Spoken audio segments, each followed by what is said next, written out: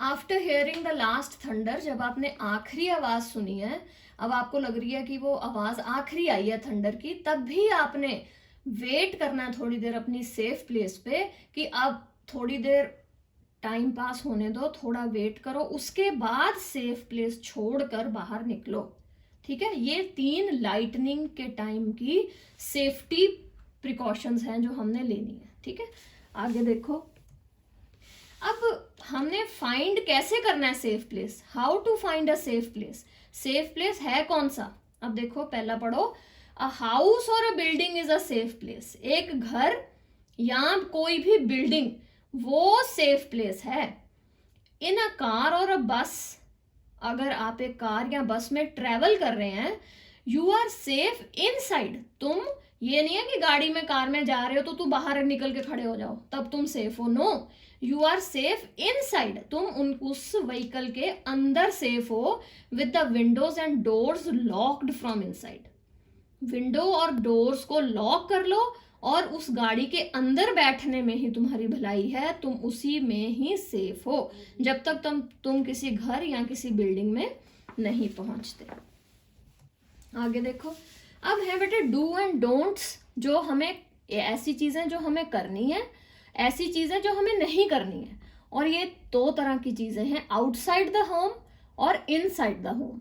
जब आप घर के बाहर हो तो ये हैं dos and don'ts outside the home. जब आप घर के बाहर हो तो क्या करना है क्या नहीं करना, ध्यान से सुनो। सबसे पहला, open vehicles like motor bikes and open cars are not safe. अगर आप सोचो जी बिजली कड़क रही है, तूफान आ रहा है और तुम खुले हुए व्हीकल्स में जा रहे हो, मोटर बाइक्स में जा रहे हो, ओपन कार्स में जा रहे हो, तो वो बिल्कुल भी सेफ नहीं है।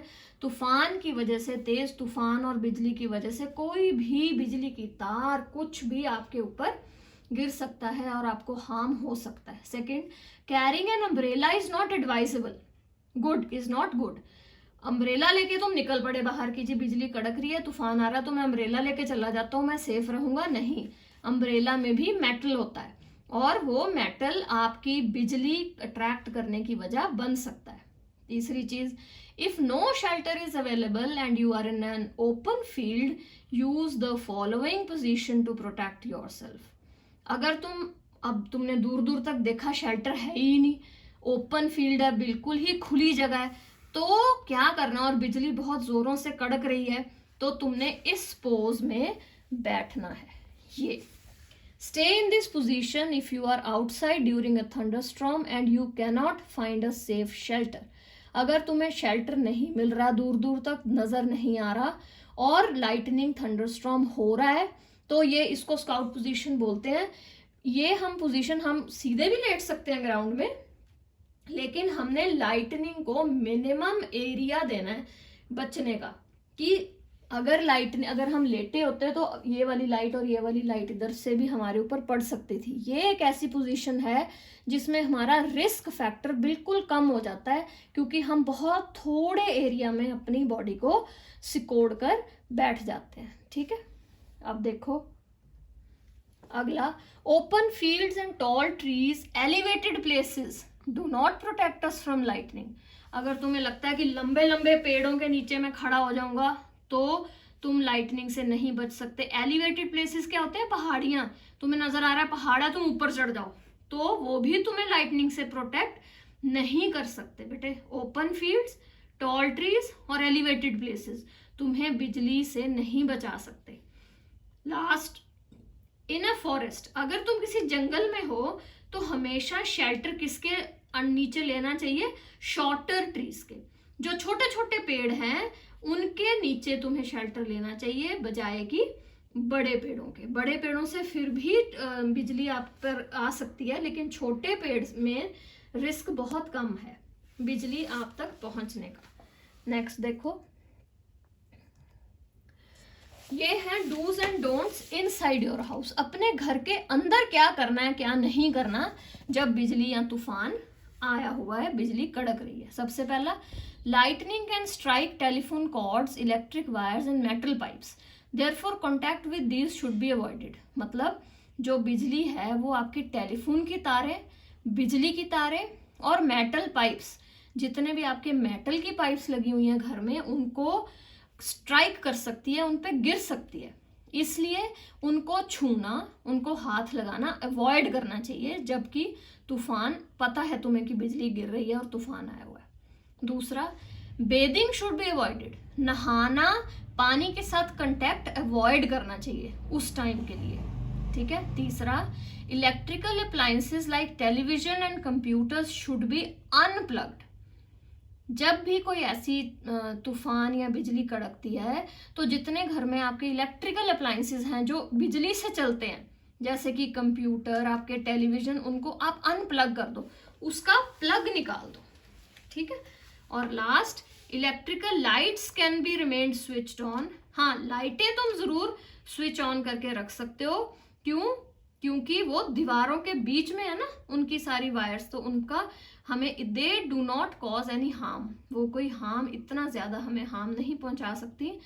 बाकी बजाय इसके कि अगर कोई भी अप्लायंस, उसकी तार बाहर है, प्लग लगा हुआ है, प्लग्स आपने निकाल देने हैं, नहाना अवॉइड करना है, और टेलीफोन की तारें और बिजली की तारों, मेटल की पाइप्स को अपने हाथ नहीं लगाना है।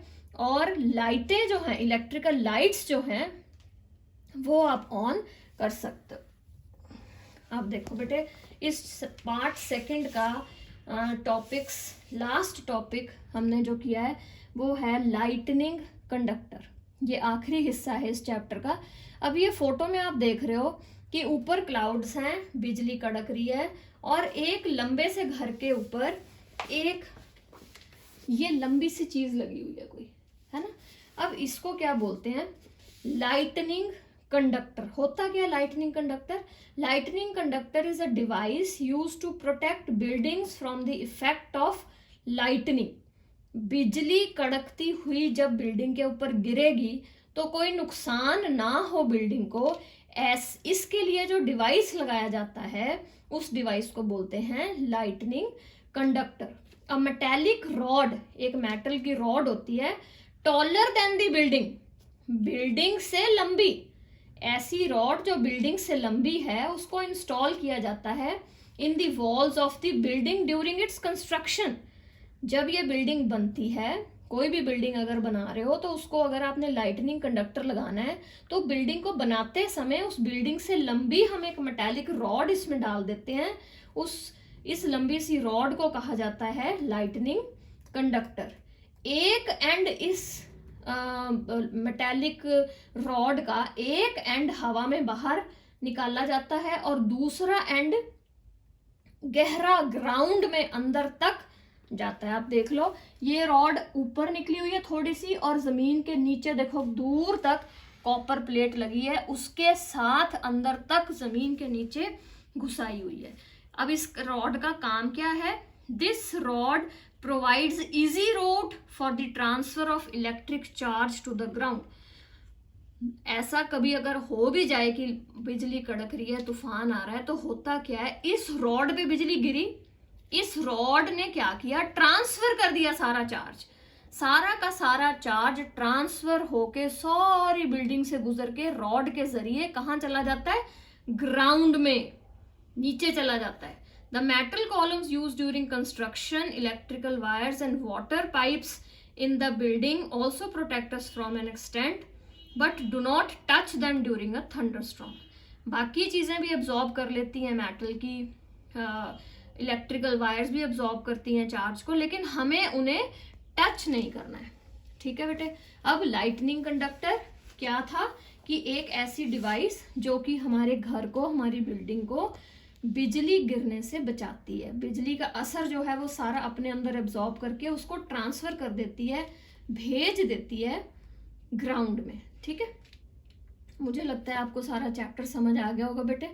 Best of luck. इसके साथ ही मैं इस चैप्टर के क्वेश्चन आंसर्स भी भेज रही हूँ जो पिछले पार्ट में नहीं भेजे थे, तो इस हफ्ते के क्वेश्चन आंसर्स को मिला के आपका चैप्टर कंप्लीट हो जाएगा। अपनी कॉपीज में करो और याद करो ध्यान से। Thank you so much.